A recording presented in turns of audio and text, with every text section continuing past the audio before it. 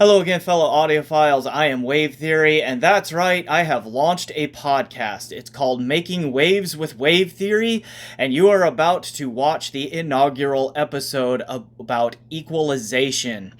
All right, if you want an audio-only version of this podcast, I have created an account over at Podbean. So see the link down in the description where you can download or stream an audio-only version of this podcast.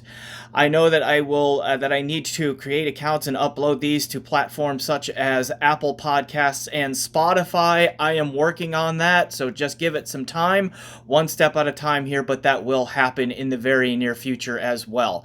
All right, so enjoy this video version here on YouTube, or again, head over to Podbean, link down in the description where you can get the audio-only version and listen to this while you're out for a jog, walking your dog, or driving to work. Anyway, let's get to it.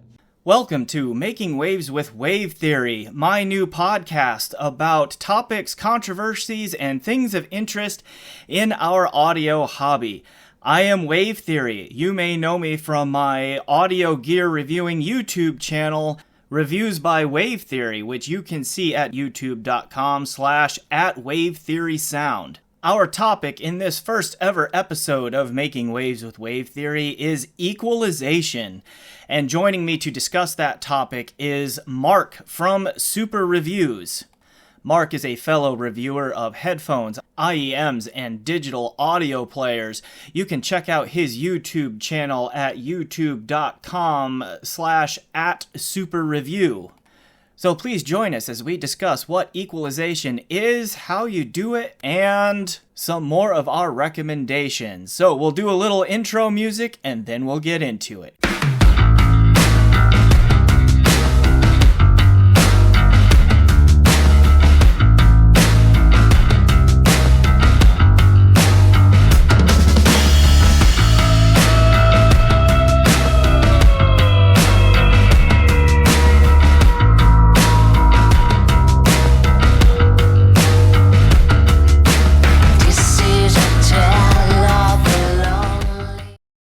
Hey, Mark, thanks for being on the show today. I appreciate it. Glad to be here. All right, so as I said in the intro, we are here to talk about equalization in audio, or EQ for short. And I think it might be useful to some members of the audience because there's wide range of experience out there with audio probably. What is equalization, or EQ? So, Mark, what is your definition of EQ? All right. Well, so I don't have like a scientific definition, but I can kind of explain it in terms of how I understand it. And I think we were kind of talking a little bit about this before we hit record, but like there's a couple of different versions of EQ, or there's a couple of different ways to EQ. But they all are kind of doing the same thing in that you're basically manipulating the frequency response of an audio signal. I think we can narrowly, start talking about music because that's pretty much what we're all EQing. Although you could EQ anything, you can EQ a podcast, you can EQ our vocal recording and stuff like that. But maybe, just within the context of music, right? Imagine your music signal is an audio wave, and it's actually it's a wave. It kind of blows my mind. I actually didn't really even think about it until somewhat recently, like how simple music is in terms of like a data stream. Like it's just one squiggly line. It's very squiggly though. It is very one squiggly line that is the result of often dozens, if not hundreds, and depending on how many instruments and vocalists you have, well into the thousands of squiggly little lines all adding up together to create that one thing that you're talking about. But exactly. Continue. Yeah. Right. Like you imagine like your music it's the drums, it's the cymbals, it's the singer, it's the guitars, but it all gets consolidated into one squiggly line. And EQ is basically manipulating that squiggly line so that it sounds different tonally. You're adjusting the tonal content of that squiggly line, which I don't know now if I'm making it more confusing than it has to be, but yeah. I mean, that's the basic gist of it. Like you think of, again, maybe tonal content, right? We're talking about bass frequencies, mid-range frequencies, and treble frequencies, and you're manipulating, how loud each of those are in relation to each other by manipulating the signal. And I think one common misconception about EQ, and maybe we'll get to this eventually or later, but a thing that I see often is like there's the mental model that you're EQing a headphone, right? You're inputting these instructions for the headphone to like have more bass or something like that. But I think it's actually a better mental model to think about you're EQing the music, you're EQing the source content itself, you're changing that, and then it's just piping in and feeding into the headphone the same way it would otherwise. Yeah. So I generally agree with you on those definitions, I think. And maybe so I'll add in a couple of comments that hopefully clarify a few things. So you are correct that EQ is adjusting the tone, okay, of the music, right? The music signal somewhere along the signal chain, whether that be in the digital domain because you're doing it on a computer, or it's like at the preamp stage, you've got little knobs or sliders that you're turning and like all of that kind of stuff, or an amplifier, although it almost always happens before the signal gets amplified, right? Right, something like the shit Loki that's happening like yeah, right those before the kinds of amplifier. things. Like what those things are doing is they are instructing the signal chain to amplify some frequencies more or less than the standard amount, or like the flat amount, if you will, right? Like, so you are purposefully changing how frequencies are being amplified, or the amount by which they're being amplified. And that changes the tone, right? Like you can get more bass, less bass, more treble, less treble, that kind of thing. So it is changing the signal. Now you and I are primarily headphone guys. We very well might have some like 2-channel people. We may even have some home theater people, who are watching us and so forth. And yeah, I know nothing about that stuff. Yeah. So, I mean, and there are all kinds of ways to do that. And I was like, because when I was thinking about this podcast, I was like, why did they pick the name Equalization? Why call the process of, choosing which frequencies to amplify a little bit more or less than others? Why did they call that EQ or equalization? And I think it's because it was originally intended to make corrections for anomalies that happened either because you had speakers in a room, which was probably the most common when EQ was developed, right? Okay, you have room interactions with your speakers that cause like room nodes and like peaks and dips in the perception of the frequency response because of that. And so EQ, equalize, bring those frequencies that got out of line back into equal level with the others, I think is where the name comes from. So that makes sense. I've never looked into it, but that makes 100% sense. I haven't actually looked it up either. I'm just hoping that based on the name and like which is never wrong, of course. Yeah. So that's why I think it's called equalization. Now, that said, the way it has been used and what it has become is it doesn't have to be equalized. It does not have to be bring everything to equal level. It can very much be, I like a lot of bass, give me more bass, right? You can do that. On the listener end, in a recording studio, artists mess with the EQ of their instruments all the time because they are trying to create a certain sound, right? And so they do that through tone. And then I'll also throw out that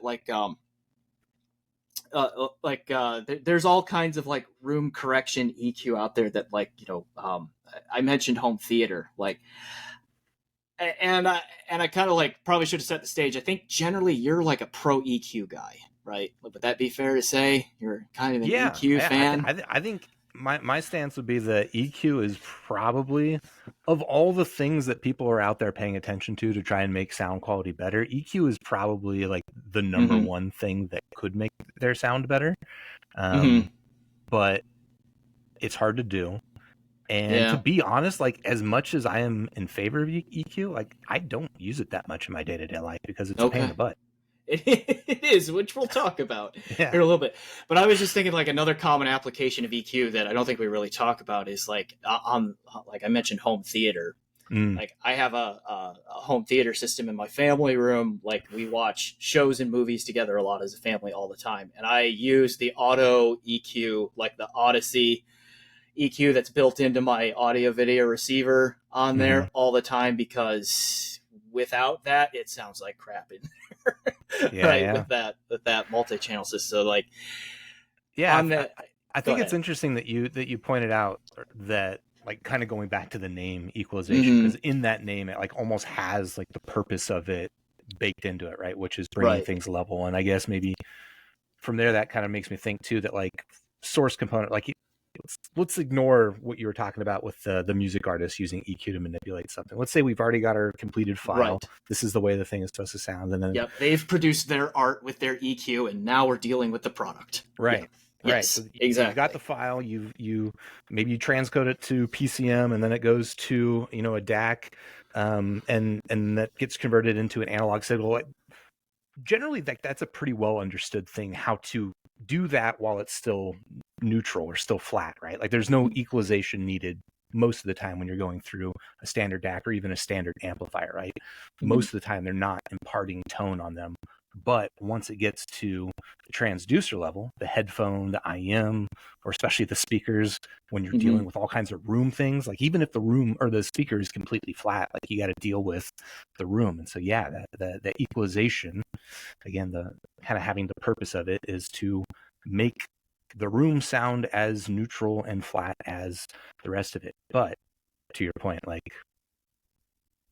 it having all the frequencies be equal is not necessarily what people want. So and we should also preface, like, we're just two guys having a conversation about this. Like to the listeners out there, if you like to EQ, great, enjoy it. If you don't like to EQ, great, enjoy it. Right? We're just like we're here to talk about, like, if you want to EQ, like, what is it, and just get an idea of, like, what is it, how does it work, like maybe our experiences with it, our thoughts on it for what they're worth, and have a conversation about it. So I think that's time to transition into, there really are like two kind of main ways to do EQ. Like if you Google audio equalization or EQ in sound or something like that, you're going to see the terms graphic EQ and parametric EQ.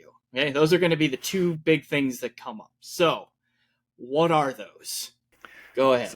Yeah, so graphic EQ is, like, I think the EQ that most people are more familiar with. I think normal people will encounter graphic EQ UIs in their life, whether it's on, a stereo receiver might even have like 5 or 10 bands, right? And the bands are fixed at a certain frequency. You might have one at 32 hertz, and then it can go up and down vertically, plus or minus maybe 6 dB, right?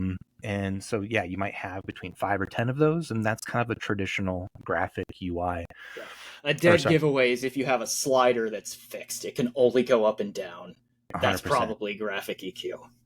Right. So basically, the only setting that you're manipulating when you're using one of these is the gain, right? So the other thing that's also fixed, that's not usually exposed to you, but it's just kind of implicit, is the Q of that adjustment, right? So if you have a slider at 32 hertz and it's fixed 30, like, you would never want to adjust literally just 32 hertz on its own. Yeah, that would be weird. That would be really weird to just it would be put really, a 6 decibel really peak at 32, and then 31 and 33 hertz are both still exactly where they were. No, so you want that adjustment to kind of like cover a range of frequencies. Yeah, exactly. And so that it's centered, like the range of frequencies is centered and like maximized at 32 hertz. Yeah, exactly. Right. Exactly. And so that curve, basically, like how it falls off from 32 hertz, like how much of the surrounding frequencies are affected, we describe with the term Q, which is a weird term. When I looked it up, someone I found said that it stands for quality, which I was like, it is quality factor. It is it's a really deep nerd, like, physics of waves thing. Oh, okay. Oh, interesting. Yeah, and it's like there's like a fairly complex looking mathematical formula where you find the Q factor, and it takes into account things like the impedance, the inductance, the capacitance, just all kinds of stuff like that. But it is Q factor. And it is exactly what you're saying, though, is like the Q factor adjusts the width of the range of frequencies that get affected, centered on the frequency value that in this case a graphic EQ slider is labeled. Right.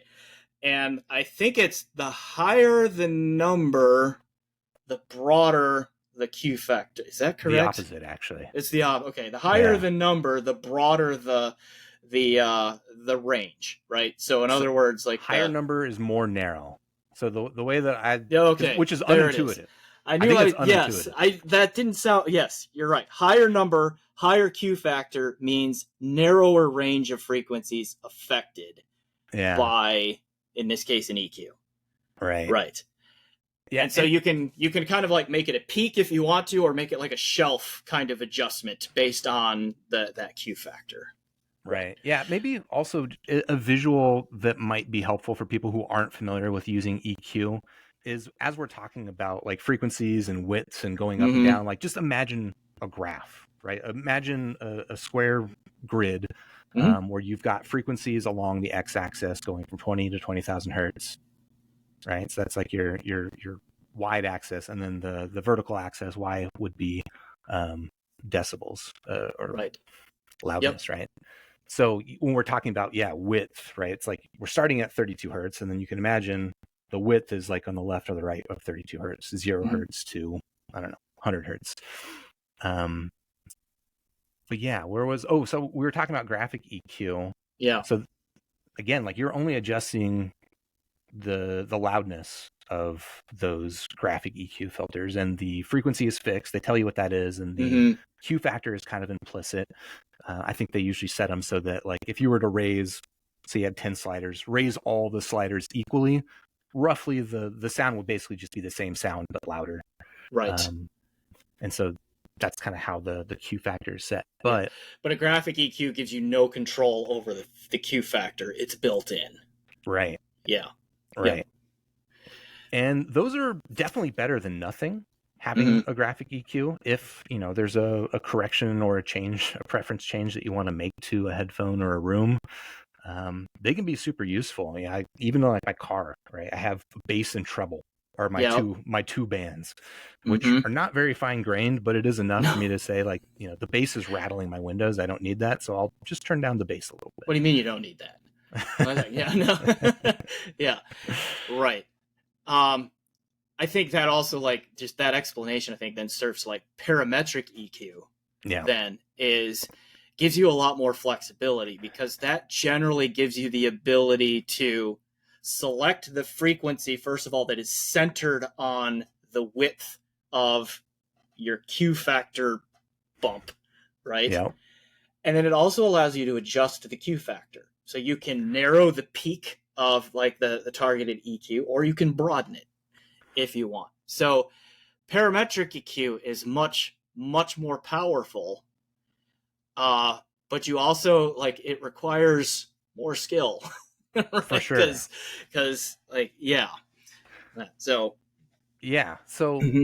I guess maybe one thing just to clarify too, for anyone who is not familiar with these things, like parametric EQ and EQ, right? Graphic EQ, are, I think, fundamentally working on the same, like they're doing the same thing behind the scenes. It's more just about what's the interface that you have as a user.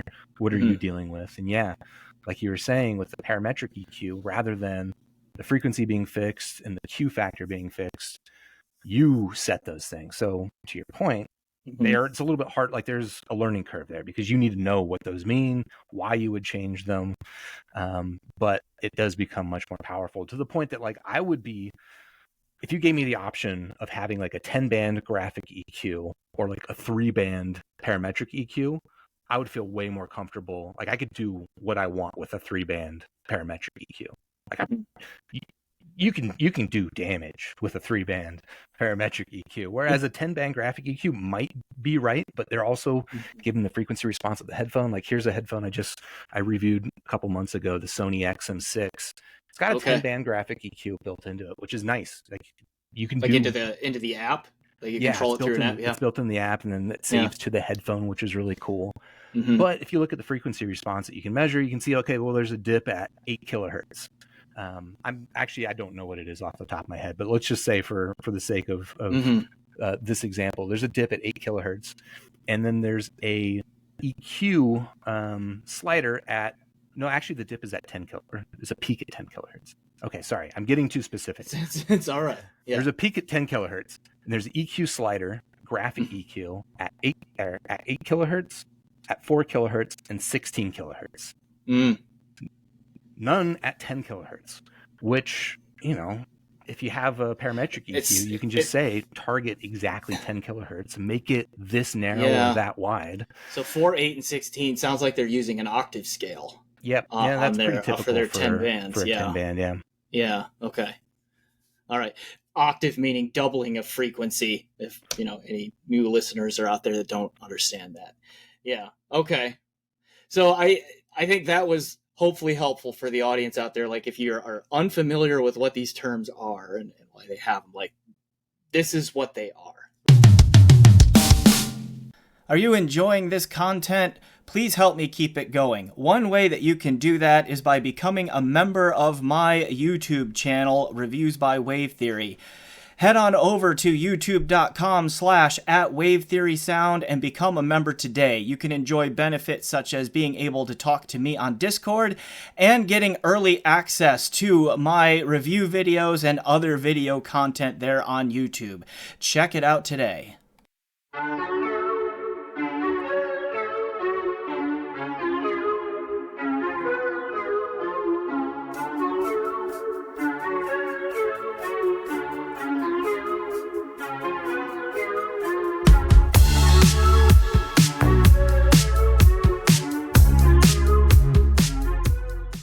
What is your experience like with EQ? Like what is your equalization journey and like what has it taught you to this point?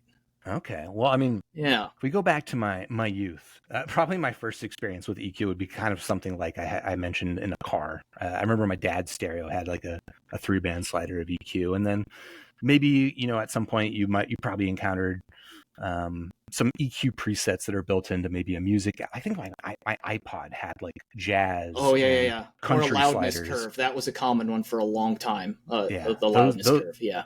Those presets, I'm going to say right now, are like the worst kind of EQ. I think those are more than useless. Because, well, we can get into why, but I think those are not very useful. But I've never really been a big EQ user until the more I got into measuring frequency responses of headphones and kind of coming to the conclusion that frequency responses, for me, like the number one determining factor of sound quality. There are other factors contributing to it, but frequency response is the one that I look at a frequency response of a headphone and I can make like a decent prediction of whether or not it's going to be in the ballpark of something I like. And kind of coming to that conclusion and then realizing with EQ, you're basically, again, the mental model is you're actually manipulating the signal rather than the headphone, but by manipulating the signal, you're also kind of changing the frequency response of your headphone. Like to the point that you can EQ, play a sine wave and measure your headphone the same way you would normally without EQ, and it's going to measure different. And I was like, okay, well then you can just kind of change the way your headphone sounds entirely and make it kind of sound like other headphones, or make corrections to things that are issues. So yeah, I think once, I guess maybe Squiglink was kind of like the origin of that. So I started Squiglink, and at some point, a developer by the name of Rosa had built in like EQ features into the CrinGraph software that kind of underpins it.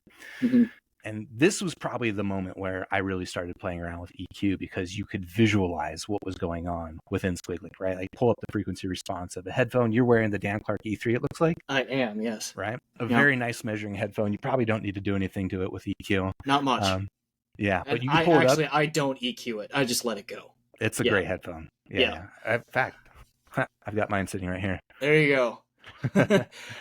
You can pull up the frequency response of your headphone and say like, maybe I want more bass, but we all know that like the way you add bass can be a determining factor if it's like a good amount of bass or if it's just kind of bloated, smeary, kind of crappy bass. And by seeing the frequency response and being able to input the EQ, parametric EQ inputs into a tool like SquigLink, you can see it adjust in real time. And I think it just makes it like really easy and also kind of like fun to experiment with EQ. And so that's kind of what got me really interested in it. Okay. All right. So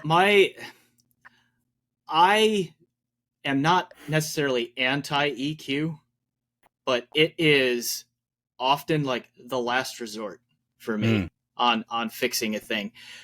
Namely because most EQ implementations up to this point are a pain in the butt, right? And we'll talk about that a little bit more in a minute, I think. But just like kind of give my background on like my experiences with EQ and all that. Like, it was funny, you mentioned the stereo receiver that has like the 5 or 10 like band EQ on it. Like, growing up, my dad had built like a tank stereo receiver that was like earlier mid 70s model JVC, I think it was, and it had a 5-band graphic EQ on it and so forth. So like that was like kind of my first exposure as to like, oh, I slide this up and the bass goes boom, and I slide this down and I get yelled at because my dad doesn't like it down there. Right?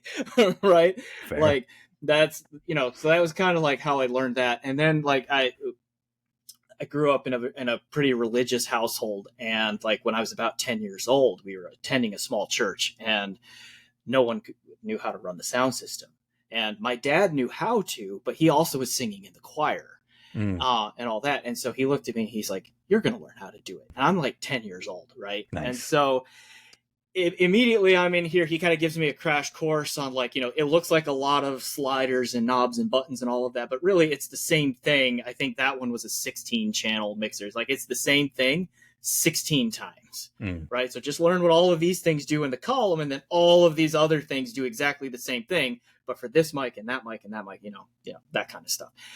And so like that was more on like the almost like a production studio kind of thing. But that's where I started to like develop a sense for there's a ring happening in this microphone feedback, and this 2K knob right here mostly takes it out if I reduce it, right? But the other thing that's happening is I'm losing some clarity in what that person says if I back that 2K thing down, right? And so like that was like kind of like an introduction by fire in terms of like what EQ is and like how it works. And then like when I started getting into headphones big time, I was into home theater before I was into headphones, and they started doing automatic room corrective EQ on AVRs like late 2000s, like and all of that. And so I had and like those clearly make a difference. You get so much more clarity and cleanliness to the sound, and like even though it's like 5.1 channel or 7.1 or Dolby Atmos or anything like that, like just the improvement of the frequency behavior in the room really helps with like when bullets are whizzing past your head. It's like, that holographic, they go past your head versus just this kind of amorphous fill the room with sound kind blob of of sound. Yeah. And then like in the late 2010s, I was a grad student and was getting into headphones, and because like I was always renting apartments and all that, so like speakers and all that just wasn't quite as practical. And I had like that, I got caught up in that monolith M1060 hype train. Right. Remember that one? And the tonal behavior on that headphone was not very good. Like looking back, everyone was so excited about it, and it's like, why does the mid-range always sound like this? Right? It was a cheap planar though, right? It was the lowest cost planar at the time, right? And this would have been 2017. Is that when that one dropped? Somewhere in there. And so, like, when I first put it on, I was like, oh, like, I learned what shouty mids really sound like from that headphone, right?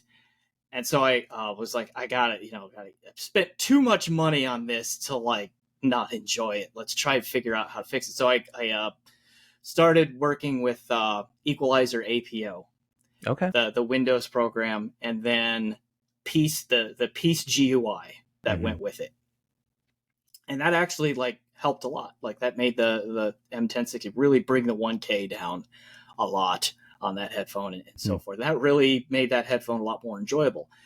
The problem was that Equalizer APO broke every time Windows updated, and Windows updates like at least once a month, right? And so then you have to uninstall it, reinstall it, set it all up again. And then as I just like got more and more into headphones and learning all about this stuff, I was just realizing that, you probably can find at least one headphone, and these days more, that you probably don't have to EQ for your own hearing. Right. And so that's where I come back to. For me, in my personal listening, I focus on getting the FR as right as I can before EQ, and then if I don't have to EQ, great. And honestly, that kind of like leaves a point where it's like I have several different headphones that each sound a little bit different because they have different frequency responses. That's not the only reason they sound different, right? But it's one of the big reasons they sound different. And to me, that's okay. And so it just like, one reason I don't EQ very much is that it's a pain, right, to do it. It's hard to figure it out. It's hard to maintain it. And then the other reason is like, especially if you're EQing to a target, right? There is an element of homogenization of the sound here. Like, I am not one of those that believes you can EQ two very different sounding headphones to sound exactly the same, because I think there is more to it than frequency response, right? You can get them to sound similar, but there's still going to be differences. And I like that headphones sound different, right? I like that. I have this one, which is, the E3, which is like a Harman 2018 Target 2, very close to. And that has a certain sound and character that I like in certain situations. I have a Beyerdynamic DT880 over on my wall there. That's like a diffuse field curve, which I enjoy in other situations. I've got I have so many, right? But that's just two examples. So I've spoken a lot now. You respond to something. Yeah. No. I mean, I think, yeah, you're kind of getting at a couple of things there. So one is like the difficulty of using EQ, which is two parts. And again, I apologize, I'm just kind of repeating what you said, but like, there's the difficulty of just figuring it out. Like, how do I make this headphone sound the way that I want to, right? And it's like sitting down, it's trial and error. Maybe you're looking at a measurement and kind of making an adjustment based on that. But even that, like, a measurement's going to be not entirely representative of what's actually happening on your head, because everyone's anatomy is different, and the anatomy of the measurement rig plays into that. So there's all that trial and error of just figuring it out and getting it to the point that you like the EQ. But then on top of that, there's then using the EQ, which again, you were talking about with Equalizer APO, like Windows updates, and now you have to update Equalizer APO, or you plug in a different headphone. You have to go into Equalizer APO, select a different profile, or you want to listen out of your speakers and you don't want an EQ profile. You have to, or I'm sure you've had this experience where like you plug in a different headphone and you're listening for like an hour and you don't realize that you were listening to some other EQ and you're like, God damn it. I've definitely had that experience. No, I never experienced that, Mark. I wouldn't make such a mistake. So like all these things are like reasons why, as much as like I think EQ is amazing, I don't really use it that much, apart from my day-to-day life with EQ is mostly just like experimenting, and like if I'm reviewing a headphone, I kind of will be like, okay, I think if I pulled down 4K, I would like this better. And so I'll go into EQ, do that, and be like, oh no, it's actually 5K, or it's actually whatever. So like I use it for kind of like a diagnostic tool. But there's basically none of my analog headphones do I normally habitually listen to with EQ. Okay.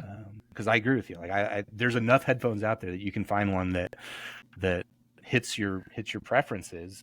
And also, I agree with the point that you made where you're saying like I don't want everything to sound the same. Like I like the idea of targets. Like they're good for understanding. Again, maybe like in this like scientific way of like again, kind of back to the original, you have your music source signal, it goes through your DAC and then it goes to an amp. And like, this is all kind of like known how to keep that flat, right? Once it gets to the headphone, okay, there's a lot of now complexities that make that difficult, and you could use EQ to fix that. But on the electronic side of it, we're pretty good at flat. Right, exactly. But I'm also, so I like that EQ and just general, targets get to kind of an approximation of what that flat looks like in a headphone world.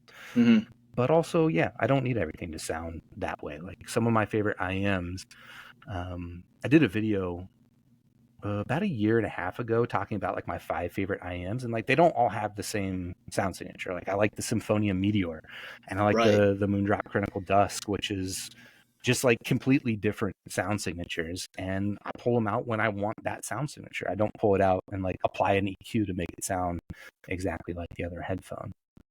Right. So like the Harman target is like a very common phrase in the headphone side of our hobby anyway. And like, just for clarity, like what that is like Dr. Sean Olive he works for Harman Industries, right? That's why they slapped their name on it. He did a bunch of research where he like had both experienced listeners, like, recording engineers and all that, but also just people, right? Listen to a wide range, headphones with wide ranges of tuning, and just say what they like and don't like and what they perceive as like neutral, and everything is balanced out right and all of that. So what it is ultimately is like an aggregate preference curve of frequency response. No one is obligated to agree with that curve, first of all, right? But it is a pretty useful like starting point on like, if we can hit roughly this frequency response, we can get pretty close to that, then the average person basically is probably going to enjoy it and think that it sounds something approximating correct. Right. Okay. And so that's what it's there for. And there is, I think, within our hobby, a segment that thinks that we should be EQing everything to the Harman target or another target, whether that be a target of their own making or a diffuse field or whatever, just a target. And that's what I mean by like, if that's what you're doing, that is EQing, and that's the homogenization side of it. That's almost trying to make everything sound the same. And as we have both agreed, like, I don't think that's as fun. I like that headphones or IEMs and all of that can sound a little bit different from each other and give me a different experience each time. Yeah. I mean, to clarify, like if that's the way that someone wants to enjoy the hobby, like I have no problem also with that. True. Yeah. Mostly, I think it can get annoying when somebody isn't just enjoying the hobby that way, but they're insisting that other people enjoy the hobby that way, is where it becomes kind of a problem. Yeah, we audiophiles are above that kind of thing. Yeah. And so, and then another thing that you said that I thought was interesting, I think this is a big part of it, is that some people, I think, also enjoy the process of EQing. Like that, I find that work, and I don't particularly enjoy the process of it. But I can understand why some people approach it as like a puzzle to be solved. Right. And people enjoy doing puzzles. Right? Like there's a reason puzzles exist. Like people enjoy that. So, and if that's you, and if that's how you enjoy interacting with the hobby, great. Yeah, knock yourself out. But that kind of thing, I mean, first of all, you see behind me, I'm a reviewer now, so I have like stacks and stacks of gear all the time. I can't just sit there and figure out EQ curves all the time, even if I wanted to. Like they're just, I can't. Yeah. Yeah. I mean, like I was saying, like I like using EQ to learn. Like I think it's a really good learning tool. I mean, you were talking about how you were using EQ, in the church choir, and like learning that dropping 2 kilohertz and raising 4 kilohertz like kind of solves a ringing problem and gives you that contrast and that bite that you're still looking for. Like that's an example of how I think EQ is actually really good at teaching you what you like in sound, or when you're hearing something and you don't like it, like, okay, this is probably what it is. And then with that knowledge, then you can go look at frequency response graphs and then like try to narrow down, you know, a headphone you might like. But yeah, I kind of agree that like doing EQ isn't the most fun part of listening to music. I prefer not to do it.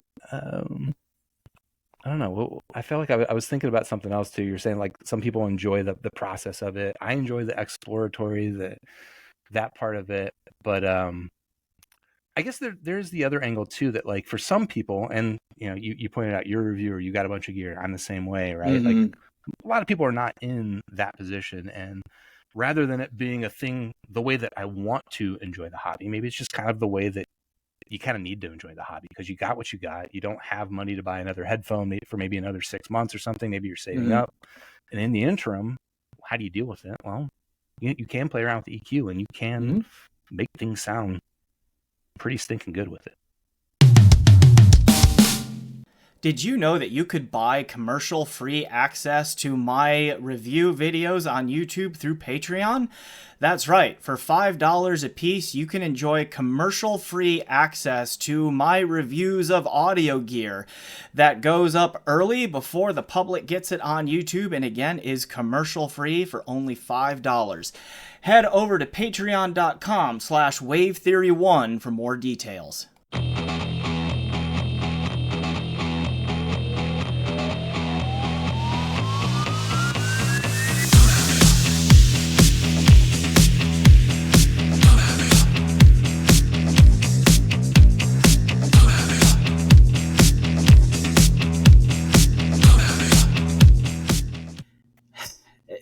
The other thing is like there are sometimes like as a reviewer and all of that, like I'll get something in and it's like if I don't EQ this, I haven't fully done the job yet, right?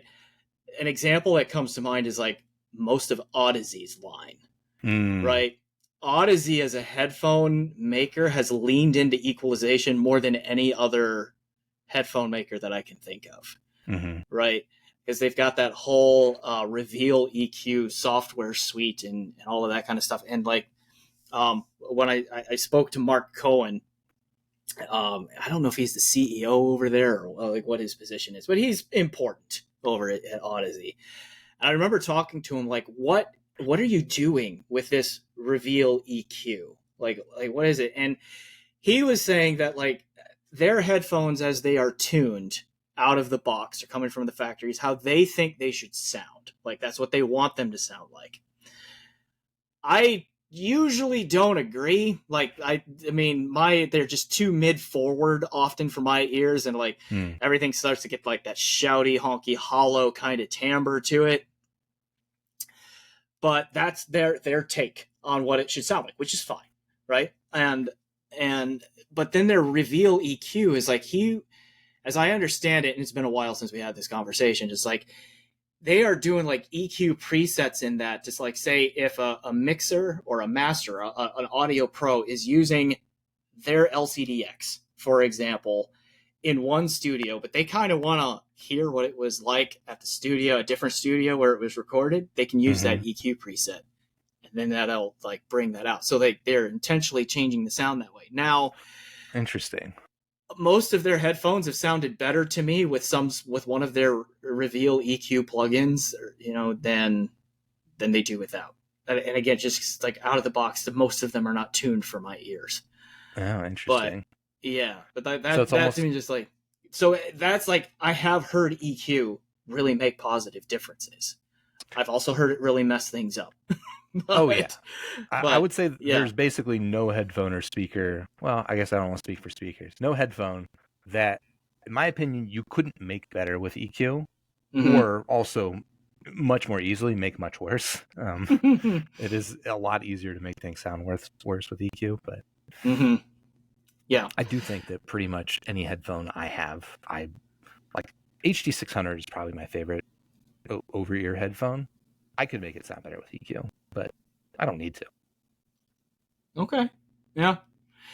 There are also like sometimes practical limits to EQing as well. It's like we say how we can ruin things, like specifically in the low end, in the bass. Like if you can easily ask a driver to like do more excursion than it's capable of doing, with if you boost the bass up, that's what it's like. That's one thing to kind of look out for.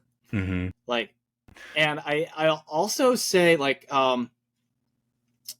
one of the churches we attended when I was younger had a new sound system put in. We hired a professional outfit to come in and, like, you know, model the room and do all the fancy stuff and give us this new soundboard and like all that kind of stuff. And the guy who did it all, the acoustical engineer and like who did it all, he was saying that he always prefers subtractive EQ as opposed to additive EQ. And what that means is that instead of amplifying certain frequencies more than the others, is that you're bringing everything down, but you're leaving the ones that you want to be louder up just a little bit higher, right? And he says that he does that because you very often run into the limitations of the gear that you're trying to push in there, and like, and so like that helps. If you're gonna do positive, like additive EQ, the other thing that we should talk about is like make sure that you bring down there's often like a preamp slider, right? And so what that's doing is it's changing the overall level of the output. Make sure that you bring the preamp slider down by an amount that is equal to the largest additive EQ that you put in there. And that way you make sure you don't clip anything. Right. Yeah. When you do that, my understanding is that, let's say I'm starting with a frequency response. I want to add like 10 decibels of bass boost, right? Yeah. You could go into your EQ tool, add 10 decibels of bass, and then go in and set the pre-gain to minus 10 decibels. Or you could go in the cut method. You could go in and instead of adding plus 10 decibels of bass and then cutting everything else, you just input, you know, let's say a shelf filter that drops everything but the bass by 10 decibels. Right. My understanding is that those are functionally identical. In terms of the output, like, because the issue that you're talking about wanting to avoid is clipping. Well, there's actually maybe two potential limits, right? One is clipping of the digital signal, which if you just boosted and you didn't bring down the pregain, you would be running into that clipping very quickly. In fact, I have this FioDAP here. They've got a bunch of EQ features in it. If you want to know what clipping and EQ sounds like, just play around with these because it doesn't do any pregain for you automatically. Really? Yeah, and there's even like some UIs where like pregain isn't even accessible, but like I can boost the bass and I have to back out 2 menus in order to put negative pregain. So it's just like my experience, if I don't know that, is going to be that every time I input a bass boost, it starts clipping. So that sounds really bad really quickly. But again, yeah, like you were saying, if you're using pregain, you can usually avoid that digital clipping. But then the other issue would be the limitation of the headphone itself, right? Which I think for me, the way that I think about this, right? It's like, let's say you wanted to input a 10 decibel bass boost on an HD 600, something that a lot of people want to do because it's not a very bassy headphone. Right. Basically what you're doing is you're asking the headphone to play 10 decibels louder and you're just going to drop everything else. But you kind of know more intuitively, like with any speaker, the louder you get it, like the more it starts to distort, and to the point that, you know, you can get a speaker really loud and it starts garbling. That is severe distortion. And the more that you use EQ to kind of drop other frequencies, you're still asking the driver to play the frequencies that you're keeping up at that higher elevated level, in which case, yeah, you will. You have to turn your amplifier volume up to get it back to the loudness that you want. Even if you do the subtractive where you keep your bass up and then drop everything else by 10. Right. Now you're cranking your amplifier volume even more because everything is 10 dB quieter. 10 dB is a perceptive volume of factor 2, right? Like that's half as loud. Yeah. Okay. And so now you got to boost. And you're right that like it comes back to what we said at the beginning is like what you're doing with EQ is you are telling your signal chain to amplify some frequencies more than others, okay, or less than others, however you set it up. Right. but ultimately, like, to get to like a standard volume level, like as you said, it's an identical kind of output, volume adjusted, whether you do additive or subtractive EQ, and then it's the same thing. And they're like, the clipping is not just about the headphone, because like the HD 600 that you bring up is an interesting example, because that's a 300 ohm headphone. And so if you put a 10 dB bass boost on that below 60 hertz or whatever, because that headphone does roll off pretty aggressively somewhere below 100, right? And if you correct that and you do a 10 dB boost so that it at least looks flat, you are asking the headphone to do something that it may not have been designed to do. Okay, that's thing one. And then you're also asking your amplifier to work a lot harder, okay, to produce that sound. So like, it's, there are trade-offs to all of this stuff. And that's one of them there. It's like, you're asking all of the gear to work harder when you start messing with the EQ there. Yeah, I think that cutting that you were talking about is maybe just a good mental model to think about. All EQ is cutting, even if the UI wise, like, you're adding a bass boost. Again, you're also adding that negative pre-gain. So in effect, you are cutting everything. You're cutting everything apart from the bass. Yeah. So yeah, I think that's just a good way to conceptualize EQ. Is anything that you want to be louder, you're actually cutting everything else. And so in order to get everything back to that loudness that you actually want to listen to, like you're saying, you're just cranking everything else up to get back there. Which sometimes, most of the times is not a problem. But if you're going to extremes, or maybe you just want something like an HD 600 to sound bassy when it's just not going to be bassy. When it's just not going to be bassy, yeah. You're going to run into that, yeah. I mean, there are some things that have limitations, like even expensive headphones have limitations on this too. Like, I did a review of the RAL 1995 Imanis a couple of months ago. That's like a $9,500 headphone with the ribbon drivers and all of that. And I was listening to the Hans Zimmer track, Why So Serious? It's from the Dark Knight film soundtrack. I don't know if you're familiar with that track or not. But I know a lot of people use it for testing. I actually haven't tried it. Okay, yeah. So like go to I think it starts technically at about 3 minutes, 27 seconds, somewhere in there. But roughly 3.5 minutes in, there is a very powerful and active, really, really deep synthesized bass line in there. And it pans back and forth between the left and right channels, and it's nuts, right? And I tried that on that RAL Imanis, and that track brought that headphone to its knees, right? Like it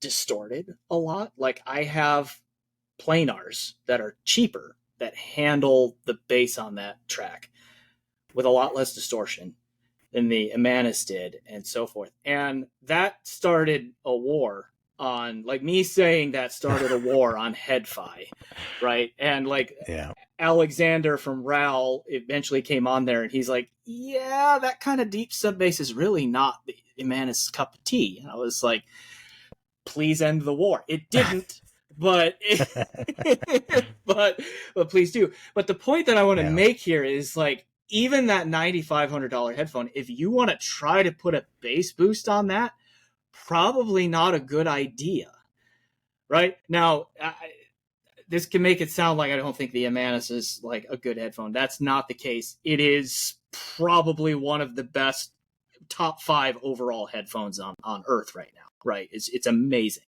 Okay. Even if it's not my favorite, I recognize it's one of the elite headphones on the planet right now. But on the topic of EQ and like how it matches to gear and all that, like, you're gonna have to be careful playing with the bass on that headphone. The other reason is those ribbon drivers in that thing. Like, once you stretch them, they don't go back, right? And so, like, there is also a level of care that needs to be taken with EQ, not just for sound quality reasons, Okay. Sometimes you can mess with things that shouldn't be messed with. Right. Yeah. Do you watch Dank Pods at all? No. No. No. Okay. Dank Pods. He's a funny YouTuber. I think initially was just starting like reviewing iPods, but he built this thing, or he had someone build something for him called the Maraca Cracker. It's basically just an amplifier that gets ungodly loud, and what he likes doing is like taking a cheap pair of headphones, connecting to them, and just seeing at what point do the headphones physically break, because there is a point at which a headphone will physically break when you push enough power through it.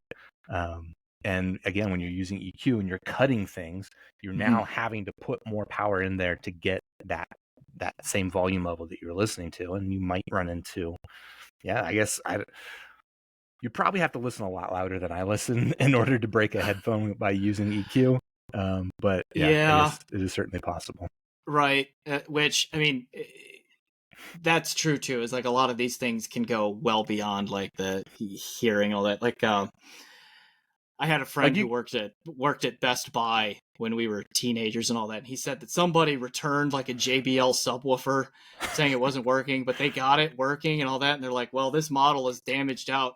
What happens if we take this amplifier, we just turn it all they did? And he says that they got the cone to invert and they were pretty proud of themselves. So, but that is a level of loudness that, no one should ever listen to. So don't do that. Not recommended. Right. Your hearing, just FYI, people, your hearing can also be damaged that way, and you cannot RMA your own hearing. That's true. You can't. Yeah. I try to keep my critical listening to like a 72 to 75 decibel average, which is generously loud, but it's below like the sustained 80 decibel threshold for hearing loss and that kind of thing. Yeah. Right. So, I mean, that's drifting a bit far afield of EQ there. Like, you have any other thoughts on EQ? All of this? I mean, for anyone who's, I guess, not really played around with EQ before, I know that there's some like, I see people like have, I don't know, I guess I would just call it myths, like the idea that like EQ is somehow detrimental to sound quality. I mean, apart from the extreme examples that we're talking about right now, more just like by using EQ, you're manipulating the digital audio signal, and somehow that might be degrading the quality. I wouldn't worry about that. I mean, I think, again, I would highly encourage anyone who hasn't really played around with EQ to try it out, specifically parametric EQ. If you can do it with like a frequency response graph alongside while you're doing it, so you can visualize these changes you're making, I think you'll have a pretty good experience playing around with EQ. Again, whether or not you end up using it, I don't use it day to day because it's kind of still a pain in the butt. But I think it is 100% worthwhile to play with. And like I recently did a review of this product, which I don't even care for that much. This is a Moondrop Space Travel. But what I like about it is that it's $30 and it has parametric EQ built into it. So it's a good way. You don't have to go out and buy some additional software. You don't have to hook anything up.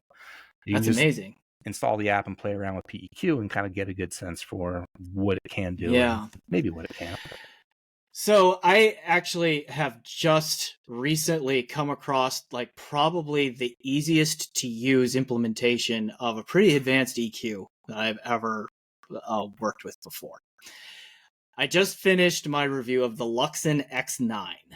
This is an all-in-one DAC, headphone amplifier, and EQ thing.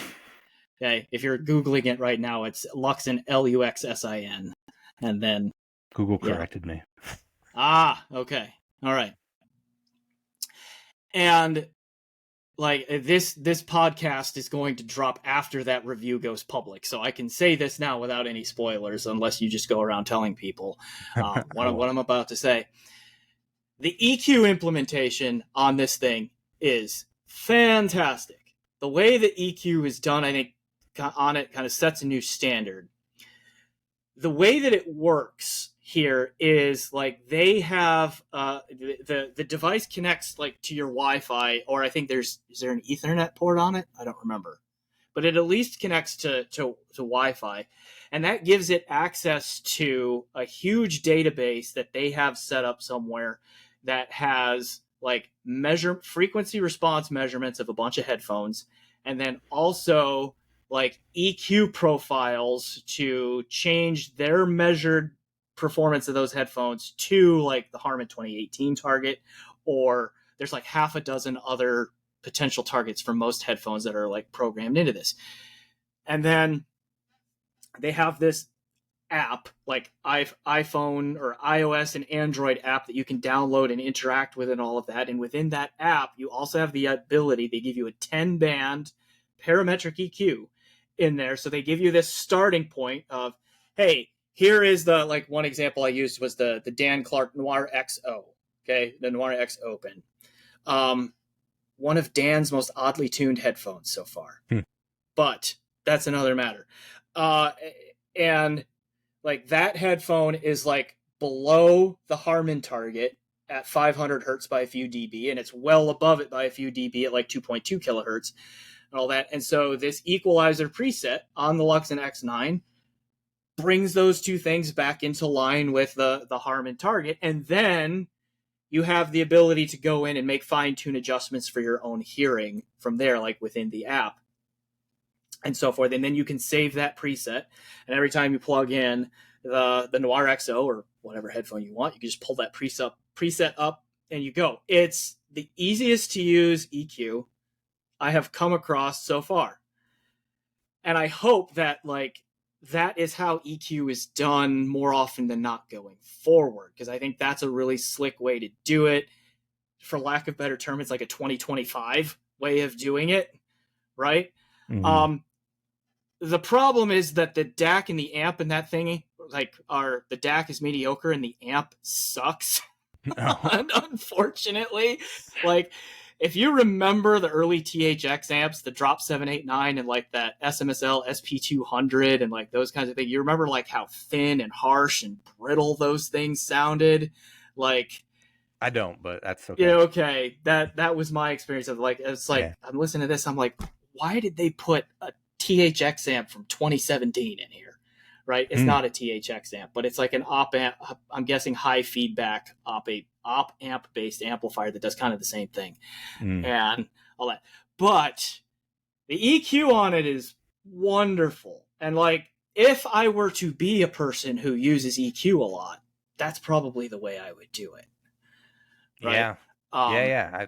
I think that's a good call out. That like, I'm guessing it probably uses like the auto EQ database, which is it's like I think open source. Maybe it's not open source, but I think it's like an open source database of these basically taking measurements. Like it takes measurements from squiggling, takes measurements from critical, from oratory, and automatically generates those profiles. And that's a good way for people who maybe have never experienced EQ before to just see how big a difference it can make. And I love what you described there. Like, the limitation for that is like, maybe you don't like the Harman target or you don't like it exactly like the Harman target. But what you just described there, it lets you then from that starting point, adjust your own preferences. That actually sounds really cool.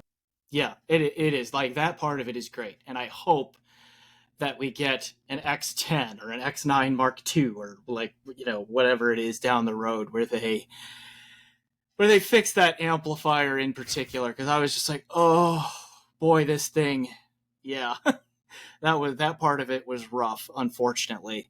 And I'm probably just going to piss a lot of people off by saying that, because there's a bit of a hype train around that thing. And but that's another. So, and like, I guess one more thing, like before we go here, because like this is often talked about too, and this is one of those things where I have heard EQ really make a clear difference, and that is around this discussion about how much presence should you have at 2 kilohertz, right? Because there's this kind of like almost two camps there, that if the 2 kilohertz range is too far forward, it collapses soundstage. But if you bring it back to like, so that the soundstage expands out again, you've now wrecked timbre.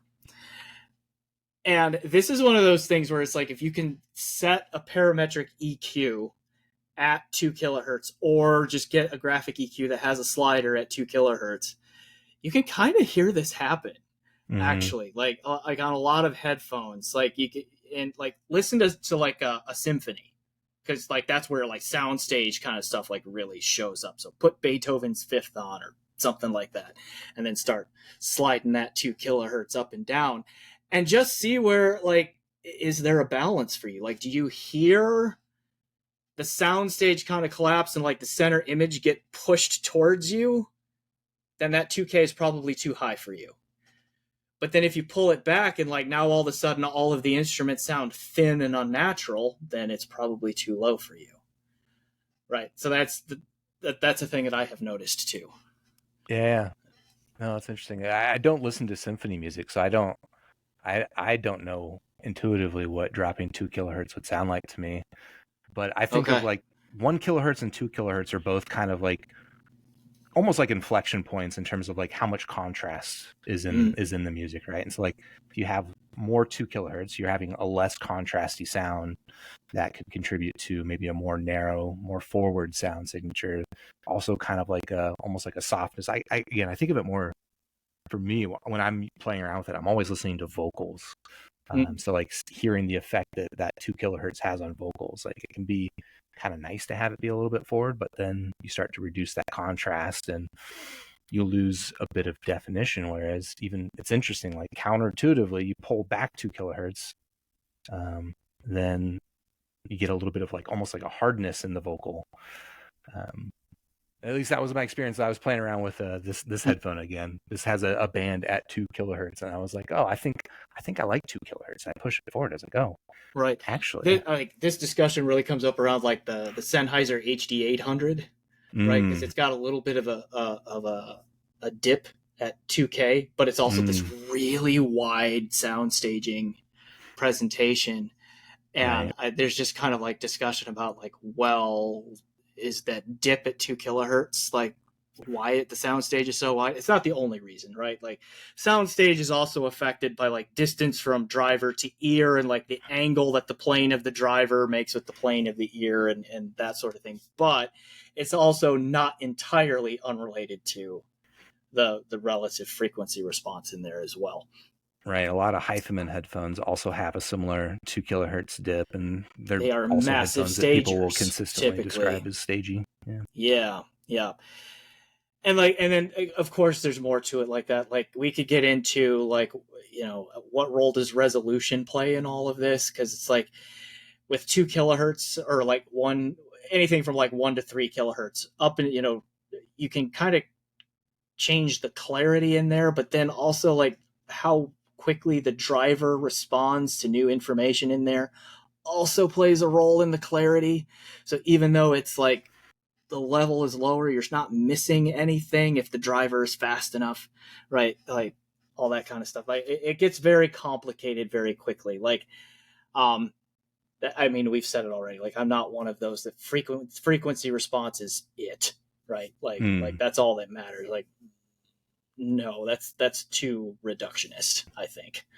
So, but it is important, right? Like if you're talking about like if you want to do an analogy, like if you're looking at film or video of some sort, the two things that are going to make that video look like the most lifelike, there's maybe three, but like the two big ones are going to be what's the resolution like, because that's like the sharpness and the clarity of it, and then what's the color saturation like. And to me, the color saturation part of it is the analog to frequency response in audio, right? If you don't get the frequency response right, it's not going to sound anything near realistic, if that's your goal.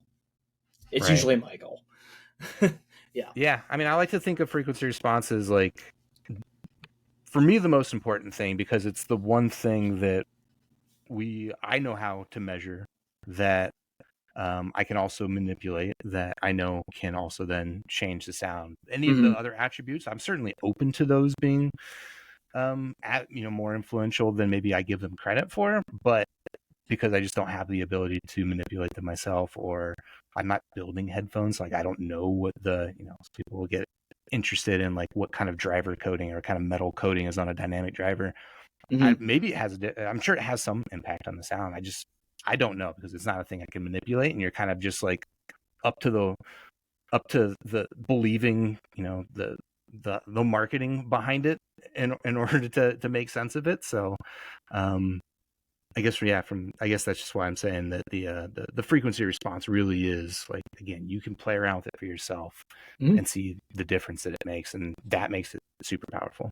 And that, to bring it back full circle, like that's what equalization is. It's like it's the giving you, the user, the power to manipulate the frequency response that you are hearing.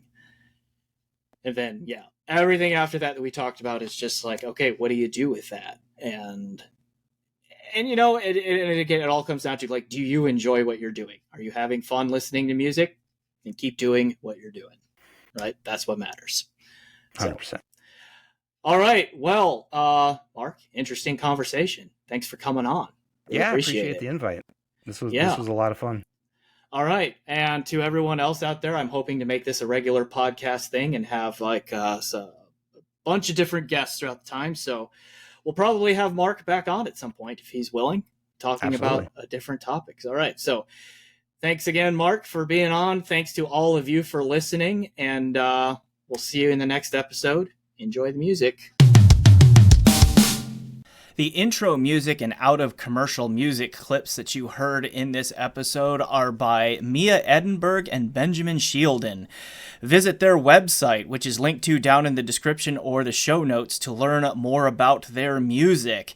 I would love to be able to feature unknown artists on this podcast, so if you listeners know of any artists, or you are an artist yourself who would like your music featured on my podcast, please reach out to me and let me know, and I will try to work you in here.